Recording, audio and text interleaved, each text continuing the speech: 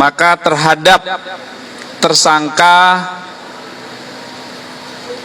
dugaan tindak pidana pengancaman, kemudian pemerasan melalui media elektronik, dan atau pemerasan, dan atau tindak pidana pencucian uang atas nama tersangka saudara IM ya, dan tersangka saudari NM berdasarkan surat perpanjangan penahanan dari Pengadilan Negeri Jakarta Selatan, maka mulai hari ini tanggal 2 Mei 2025 terhadap kedua tersangka dilanjutkan penahanannya dalam periode 30 hari ke depan dalam proses penyidikan di Direktorat Reserse Siber Polda Metro Jaya. Saya tadi sempat besuk ya, artinya besuk itu bertemu dia membahas. Ini kita bilang aneh dalam perkara ini, telah melakukan penahanan kepada diri saya tapi bukti masih dicari ke sana kemari. Ada apa dalam perkara ini? Jadi kalau memang berani melakukan penahanan seharusnya yakin dengan adanya bukti-bukti di dalam perkara tersebut, bukan buktinya dicari-cari lagi sekarang. Itu yang ini kita minta, dan tolong sampaikan kepada teman-teman masyarakat supaya bisa menilai bagaimana proses hukum terhadap dirinya yang terjadi saat ini. Dan saya informasikan hari ini kita mendapatkan perpanjangan penahanan selama 30 hari lagi. Bahwa alat bukti rekaman itu sah berdasarkan putusan MK. Mungkin maksudnya putusan MK nomor 20 garis miring PUU strip 16 garis miring 2016 kali ya. Tapi pertanyaannya, apakah benar rekaman di kasus dugaan pemerasan Nikita Mirzani itu sah sebagai alat bukti? Jika kita mengacu ke putusan MK tersebut guys, maka secara prinsip memang ya bahwa rekaman bisa sah sebagai alat bukti. Tapi marilah kita biasakan untuk membaca secara utuh baik putusan hakim maupun pasal-pasal di sebuah undang-undang. Karena selain butuh keahlian menafsirkan guys, juga harus dilihat konteks dan batasan-batasannya. Saya akan bantu tafsirkan secara singkat dan jelas ya. Jadi dalam kasus dugaan pemerasan yang menyeret nama Nikita Mirzani, rekaman percakapan yang diduga antara Mail, Dr. Oki, dan Dr. Riza Gadis serta suaminya memang bisa dianggap sah sebagai alat bukti. Ini berdasarkan jurisprudensi MK yang tadi ya, dan juga didukung oleh pasal 5 Undang-Undang ITE serta pasal 184 KUHP yang memberi ruang pada alat bukti elektronik. Tapi perlu dicatat bahwa syarat formilnya harus menggunakan sistem elektronik yang sah, bisa mempertanggungjawabkan keasliannya, integritas, keamanan, dan keterhubungan logis isi rekaman. Kemudian syarat materialnya, rekaman harus mengandung fakta hukum berkaitan langsung dengan tindak pidana dan diproses secara sah oleh penyidik. Nah, dalam kasus Nikita ini kan keabsahan rekaman jadi dipertanyakan ya, karena kan rekaman yang katanya alat bukti sudah bocor ke media sosial, bahkan dalam bentuk yang terpotong-potong, dan berpotensi membentuk framing yang menguntungkan satu pihak yaitu pelapor. Coba-coba untuk memeras dengan beredar rekaman, aku ada loh rekaman suara kau. rekaman telepon, terus juga video-video itu udah pegang semuanya. Terus atas PT apa, transferan 2M itu aku udah lihat semuanya dan aku udah pegang semuanya, jadi aku tahu. Nah, video tadi juga mengindikasikan ya adanya pihak yang sengaja menyebarkan alat bukti yang belum diuji di pengadilan. Dan kalau terbukti, menurut saya ini berpotensi melanggar hukum. Misalnya Undang-Undang ITE maupun Undang-Undang Perlindungan Data Pribadi jika terbukti menyebarkan data pribadi tanpa hak. Jadi meskipun rekaman bisa sah sebagai alat bukti, bukan berarti bebas disebar ke publik. Penyebaran yang sembarangan bisa membuat alat bukti kehilangan kekuatan hukum guys. Bahkan bisa jadi bumerang bagi pelapor ataupun pihak yang menyebarkannya.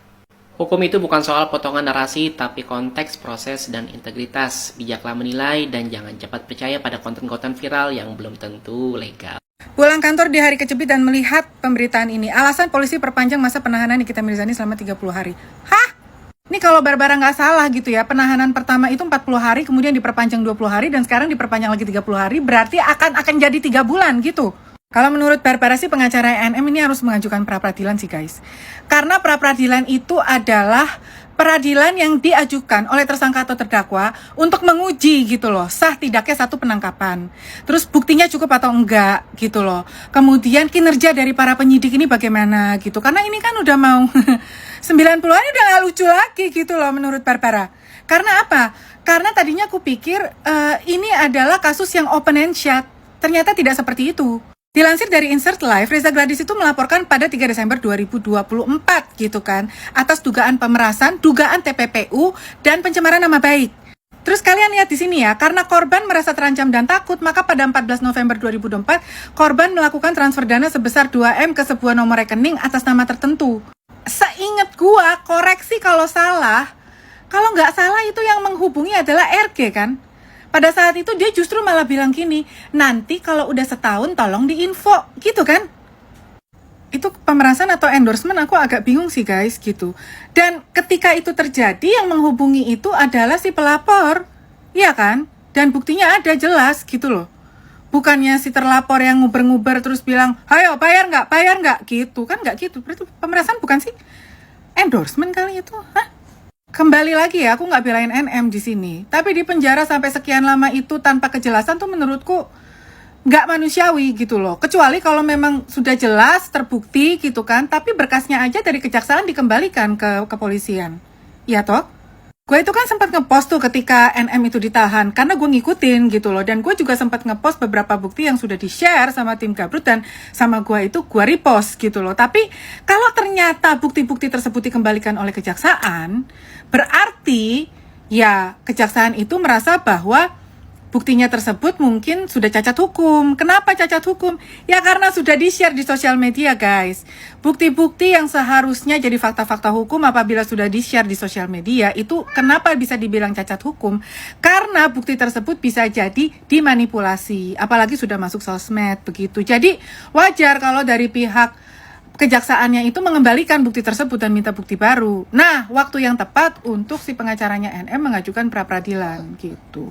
Karena ketika gue ngepost tentang NM ditangkap itu, gue tidak mengetahui fakta-faktanya kalau ternyata yang menghubungi itu adalah RG gitu loh ke NM. Bukannya NM yang nguber-nguber dan kemudian, maaf ya guys, anabulku ngereok. Dan bukannya NM yang kayak, bayar gak lu? Gitu, kan gak gitu.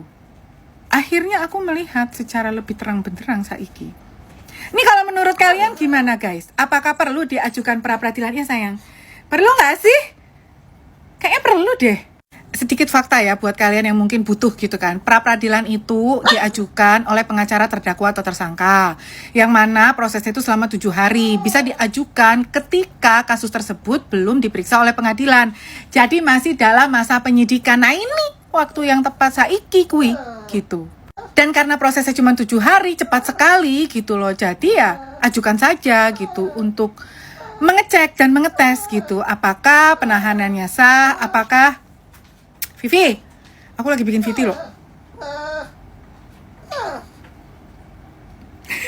Apakah bukti-buktinya memenuhi unsur ataukah buktinya cacat hukum atau seperti apa, itu perlu dipertanyakan. Tapi balik lagi, ini pemikiran sotoy Barbara. Penambahan masa tahanan lagi ya guys. Kok jadi tersangkanya cepet pak, 20-40 hari, bukti belum terkumpul. Apa kabar laporan Doktif ya? Kalau nggak salah laporan Doktif lebih dulu loh daripada laporan ini. Ada yang penasaran nggak? Kalau aku sih pinisirin. Dan belum mencapai status P21, berkas perkara bisa memiliki status P18 atau berkas perkara yang hasil penyidikannya belum lengkap. Dan P19, berkas perkara dikembalikan kepada penyidik untuk dilengkapi. Kesian deh lu. Kenapa Pak P19 terus Pak? Karena ada buktinya yang udah dilaporin sama pengacara dari kubunya Nikita Mirzani yang bernama Bang Fahmi. Buktinya itu ternyata ilegal. Buktinya melanggar hukum. Iya, lu main barbuk-barbuk aja. Iya Pak, ini ada Pak begini. Barang bukti lu aja kagak bener.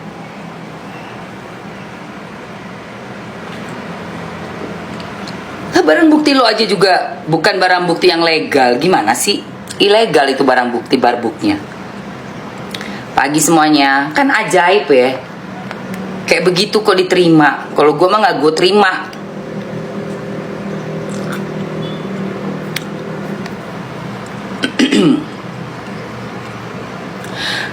Katanya Kak biar nggak menghilangkan barang bukti.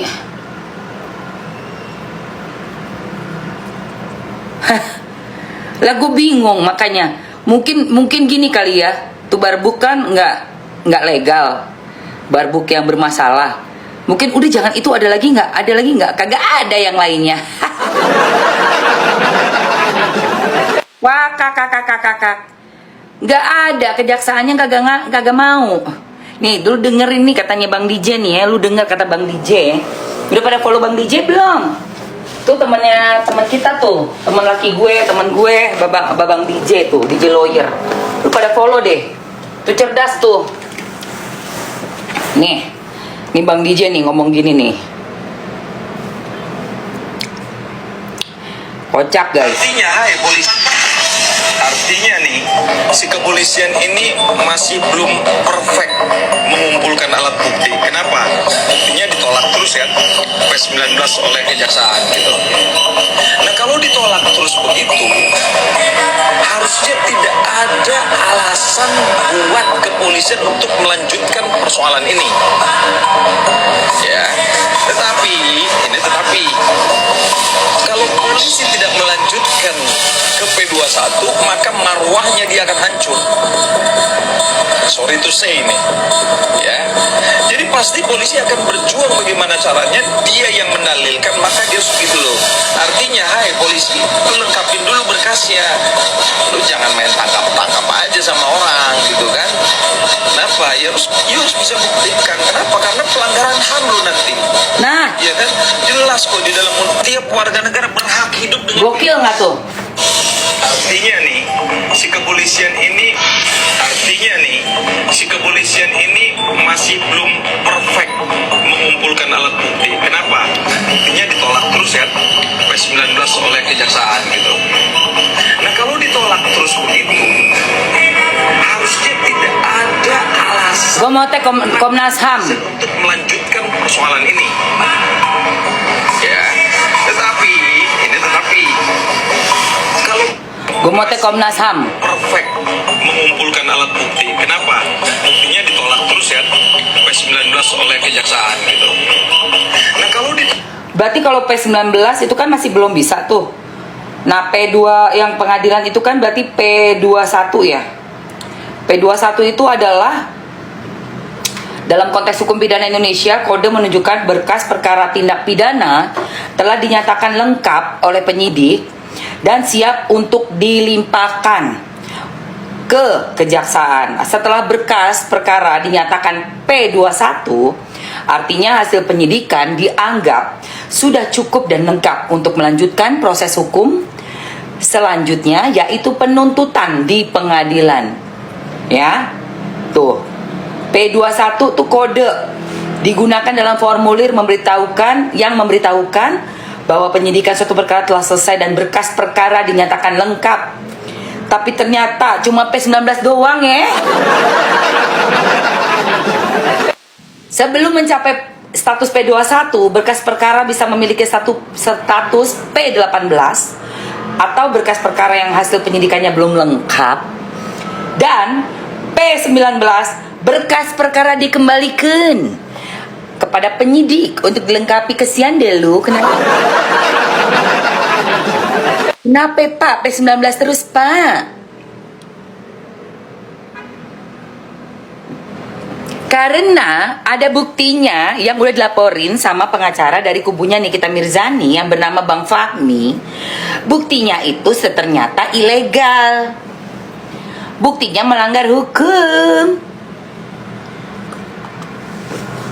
Emang boleh kita pakai bukti untuk menjerat seseorang dengan merekam dan menyebarluaskan tanpa seizin sepengetahuan yang kita rekam?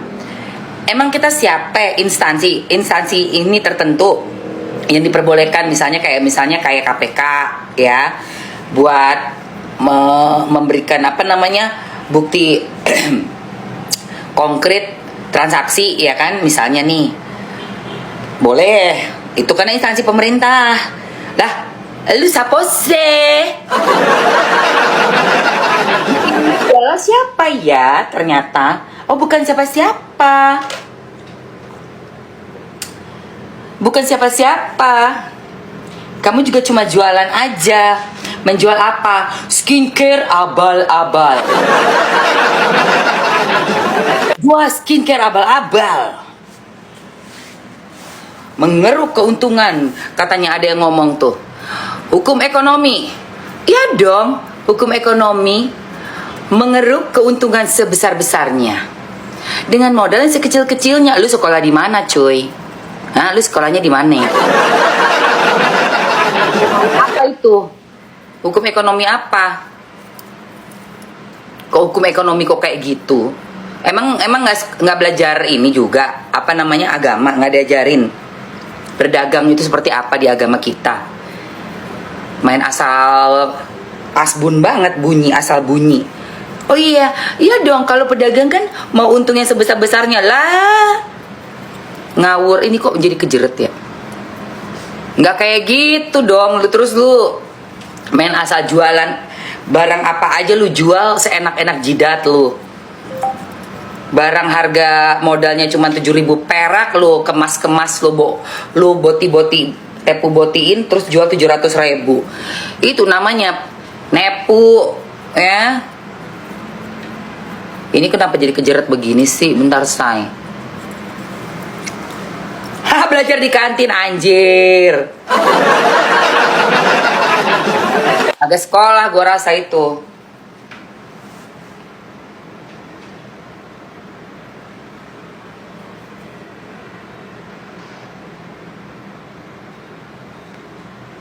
Iya, masa katanya orang dagangnya boleh-boleh aja dong. Mengambil untungnya sebesar-besarnya, apaan sih? Kok lu main asal dagang yang kayak begitu? Seenak-enaknya aja lu dagang begitu. Dagang kayak begitu mah berarti gak punya nilai kemanusiaan dong. Gak mau memikirkan konsumen, bagaimana orang nasibnya pakai barang dagangan kita. Orang tuh harus ada rasa empati, tuh harus punya. Kalau enggak, bukan manusia namanya. Ngawur aja. Oh iya, keuntungan dapat untung gede. Orang mukanya kayak apa kek, kagak ada solusi, mukanya nggak jadi, bodoh amat lah. Nggak bisa begitu, keles. Iya, nggak boleh begitu. Makanya maksudnya kan langsung bikin VT kan, bodoh amat. Gue VT-in komennya Desa. Gue bikinin VT lah. Si FS tuh yang terkenal menjadi nepos namanya. Ya gue gedek banget, gue bilang apaan nih orang, kok ngomong kok seenaknya jidat. Gak boleh kayak begitu, dagang seenak-enaknya. Setelah NM ditahan, ternyata betul ada satu orang yang pernah bilang, saya lupa orangnya, bahwa ketika NM ditahan, banyak orang-orang munafik akan bermunculan. Dan seperti yang kalian lihat dalam kegaduhan ini, bukan hanya drama tentang skincare, sebuah kejahatan bahkan ke hal-hal pribadi itu sudah menjadi drama besar. Salah satu yang kalian bisa lihat sendiri adalah beralih kubunya KH menuju ke arah seorang FS. Saya tidak akan membahas jauh lebih FS karena saya tidak paham apa masalah beliau. Tapi yang sangat lucu dan kelihatan sekali munafiknya adalah KH. Memang kemarin beliau ini adalah problematik banget. Salah satunya masalah uang. Anehnya orang-orang tahu kalau dia tuh selalu bermasalah dengan uang, utang, tapi masih aja selalu ditemani dalam hal uang. Saya cuma mau mengingatkan, berhati-hati sama orang seperti itu. Coba bayangin dalam sekejap dia bisa berbolak-balik arah. Dan tadinya dia benar-benar koar-koar membabi buta FS. Sekarang karena ada masalah dengan temannya, dia berubah arah. Bahkan ingin menjadi saksi dalam persidangan. Saya cuma menyarankan untuk FS hati-hati. Sekali lagi, orang-orang seperti ini adalah orang-orang licik yang sebenarnya tidak melihat masalahnya, tapi mencari keuntungan dari masalah tersebut. Penyidik terus melakukan pendalaman, Hari ini Polda Metro Jaya mengumumkan bahwa penahanan Nikita Mirzani dan Mail diperpanjang 40 hari ke depan guna melakukan pendalaman dan melengkapi berkas perkara. Jadi banyak teman kita yang bertanya guys, bukankah sebelumnya pengacara pelapor dan kepolisian sudah menyatakan bahwa bukti dalam kasus ini cukup kuat? Lalu mengapa mereka sekarang disebut masih perlu pendalaman? Jadi gini guys, dalam sistem hukum pidana ada beberapa hal yang menurut saya bisa menjelaskan perubahan ini. Yang pertama adalah adanya perbedaan standar antara penyidik kepolisian dan kejaksaan. Jadi polisi bisa saja merasa bukti sudah cukup untuk menetapkan Nikita Mirzani dan Mail sebagai tersangka. Tetapi ketika berkas diserahkan ke jaksa, bisa jadi masih ada kekurangan yang perlu diperbaiki. Kemudian jika jaksa menilai ada yang kurang, mereka akan mengembalikan berkas P19 agar polisi melengkapinya sebelum bisa dinyatakan siap untuk sidang atau P21. Kemudian alasan kedua kemungkinan adanya dinamika dalam proses penyidikan. Kasus ini kan bisa saja berkembang guys, bisa muncul bukti baru, saksi tambahan, atau mungkin ada aspek yang perlu diperjelas dari sisi hukum. Misalnya, apakah unsur pemerasan benar-benar terpenuhi? Apakah ada faktor lain yang bisa memperkuat atau justru melemahkan kasus ini? Nah, alasan terakhir menurut saya kemungkinan ada faktor opini publik dan tekanan dari media. Dalam kasus-kasus besar seperti ini guys, seringkali ada perbedaan antara pernyataan ke media dan proses hukum yang sebenarnya. Jadi kadang ada narasi yang disampaikan lebih untuk membangun opini publik. Tetapi dalam praktiknya guys, penyidikan tetap harus mengikuti proses hukum yang berlaku. Ya, jadi walaupun sebelumnya ada klaim bahwa bukti sudah kuat, faktanya sistem peradilan pidana kita memiliki tahapan yang ketat. Jika dalam 40 hari ke depan berkas ini masih dianggap kurang, maka menurut saya kemungkinan kasus ini bisa berlanjut lebih lama atau mungkin justru berujung pada pembebasan. Jadi bagaimana menurut kalian guys? Apakah menurut kalian kasus ini memang cukup bukti atau masih banyak yang perlu diperbaiki? Yuk diskusi di kolom komentar. Ya, kalau nggak terjadi, ini udah P21. Seperti itu. Mari kita bahas sedikit soal pernyataan pengacara Dr. Reza Gladys terkait kasusnya Nikita Mirzani yang kabarnya penahanannya baru saja diperpanjang lagi selama 30 hari ke depan. Jadi Bang Pengacara menyebutkan bahwa penyidik hanya tinggal memenuhi petunjuk jaksa dengan memanggil 2 orang saksi, yaitu Dr. Oki dan Dok Tip. Nah, katanya kalau itu sudah dilakukan, maka berkas akan segera dinyatakan lengkap atau P21. Masalahnya narasi ini sudah pernah beliau sampaikan bulan lalu. Jadi kalau memang tinggal 2 saksi itu saja guys, pertanyaannya kenapa sampai sekarang belum dipanggil juga? Dan kenapa penahanan Nikita Mirzani justru ditambah lagi 30 hari ke depan? Nah, menurut hemat saya ya, dalam logika penegakan hukum, kalau 2 saksi itu memang krusial dan penting serta bisa jadi kunci untuk melengkapi berkas perkara, seharusnya kan penyidik memprioritaskan pemanggilan mereka sejak petunjuk jaksa pertama kali keluar ya, bukan malah menunda-nunda hingga harus memperpanjang masa penahanan. Nah, jadi menurut saya ini hanyalah narasi yang dibangun untuk memberikan kesan bahwa proses hukum berjalan dengan baik dan mendekati selesai. Padahal guys, jika petunjuk jaksa masih belum dipenuhi sampai sekarang, bisa jadi ya ada masalah substansi dalam pembuktian atau penyidik mungkin belum yakin dengan konstruksi pasalnya. Ya, sebagai publik kita juga punya hak untuk kritis ya, karena hukum yang sehat harus berjalankan berdasarkan alat bukti, bukan sekedar opini atau tekanan opini. Wah, udah tanggal 2 nih. Gimana nih kabarnya Pak Polela? Ditambah lagi Pak, 30 hari lagi Pak. Oh, seneng banget Pak nambah-nambah Pak. Noh, kasus yang satu lagi udah 100 hari noh. Si Dok Tip nggak ada tuh Pak, diperiksa kek, dipanggil kek, diungkap kek, ke media nggak ada Pak. Kenapa Pak? Hah? Nggak ada urusannya ya Pak? Sama NM, mau sama siapa, SS atau siapapun itu, RGZ, nggak tahu. Minimal nih Pak, saya kan orang awam ya, yang nggak tahu hukum. Kalau nggak P21, kenapa dipaksain sih Pak? Mending ke P7 parkir no Pak, ya di Senayan City. Belanja, repot banget. Maksain banget ya. Lo atur, Konoha. Masa penahanan ini menambah kembali untuk 3 kalinya itu mungkin nggak? Kalau polisi menambah lagi itu penahanan nggak bisa, karena memang sudah diatur dalam kitab Undang-Undang Hukum Acara hanya 2 kali perpanjangan, tidak boleh ditambah sampai 3. Demikian. Alasannya mungkin alasannya dari di pasal berapa gitu. Kalau misalkan 60 hari bang belum komplit terus keluar. Kalau memang setelah 60 hari memang tidak kuat alat buktinya, bukti-bukti belum cukup, tidak kuat, itu harus dilepas. Itu undang-undang. Kitab Undang-Undang Hukum Acara Pidana itu menyatakan itu. Tidak boleh diperpanjang sampai ke 3 kali, tidak bisa. Cukup 2 kali. Makanya ini adalah kesempatan bagi pihak Nikita Mirzani untuk bisa